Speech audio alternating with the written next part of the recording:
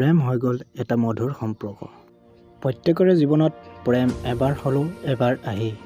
প্ৰেমে মানুহক এনেকুৱা এটা শক্তি দিয়ে যিখিনি সহায়ত তেওঁলোকে যিকোনো পৰিস্থিতিৰ সন্মুখীন হ'বলৈ অলপো কুণ্ঠাবোধ নকৰে।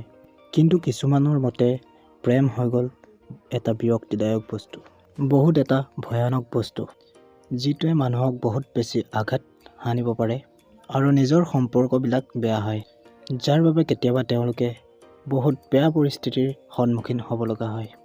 কিন্তু এচামৰ মতে প্ৰেম হৈ গ'ল এনেকুৱা এটা শক্তি, যিটো শক্তিয়ে মানুহক সুখী হ'বলৈ শিকায়, যাৰ অবিহনে এইখন পৃথিৱীত তাৰ বাহিৰে কোনো সুন্দৰতা নাথাকে।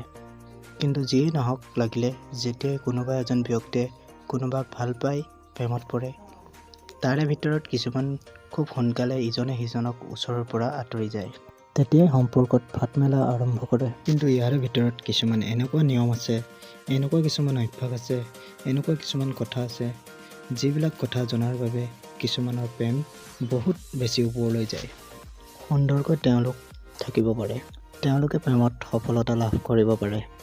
বন্ধুসকল, আমি এই ভিডিঅ'টোত এনেকুৱা কিছুমান কথা পাতিম, কি কথা আমি জানিব লাগে, যিখিনি কথা যদি আমি জানো জীৱনত আমি কেতিয়াও প্ৰেমত বিফল নহওঁ, অথবা আমাৰ যিজন প্ৰেমিক বা প্ৰেমিক থাকিব, যাক আমি ভাল পাওঁ, তেওঁ কেতিয়াও আমাৰ ওপৰত খং নকৰিব, কেতিয়াও আমাৰ পৰা দূৰত নাযাব, বৰঞ্চ তেওঁ আমাক বহুত বেছি ভাল পাবলৈ ল'ব। আৰু এইটোৱে কাৰণ যাৰ বাবে কিছুমান মানুহে প্ৰেমত বহুত বেছি সফলতা লাভ কৰিব পাৰে আৰু ইজনে সিজনৰ ছাপোৰ্ট হৈ খাৰা কৰে। বন্ধুসকল, ভিডিঅ'টো আৰম্ভ কৰাৰ আগতে চেনেলটো ছাবস্ক্ৰাইব কৰি দিব আৰু এটা লাইক মাৰি দিব। আপোনালোকৰ এটা লাইকে আমাক ভিডিঅ' বনাবলৈ বহুত অনুপ্ৰেৰণা যোগায়। নম্বৰ 1, প্ৰথম দিশটো হ'ল সন্মান। আপুনি যিজনক ভাল পায়, যিজন আপোনাৰ প্ৰেমিক বা প্ৰেমিকা, তেওঁক আপুনি সন্মান দিবলৈ লওক। বৰ্তমান সমাজ ব্যৱস্থাখনে মানুহক এনেকুৱা কৰি পেলাইছে যে মানুহে ইজনে সিজনক সন্মান দিয়াটো পাহৰি গৈছে।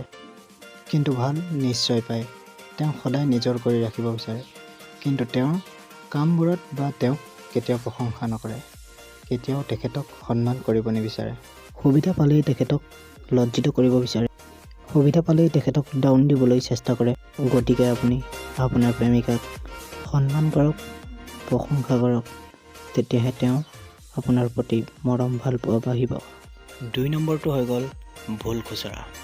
এতিয়া চাওক, আপুনি যেতিয়া আপোনাৰ প্ৰেমিকাৰ লগত কথা পাতিছিল, তেওঁলোকৰ ৰিলেশ্যনশ্বিপত অহা নাছিল, তেতিয়ালৈকেতো আপুনি তেওঁক প্ৰশংসা কৰি আছিল, বা ধৰি লওক তেওঁৰ লগত ধুনীয়াকৈ কথা পাতিছিল, তেওঁ ভুলবোৰ বিচৰা নাছিলে।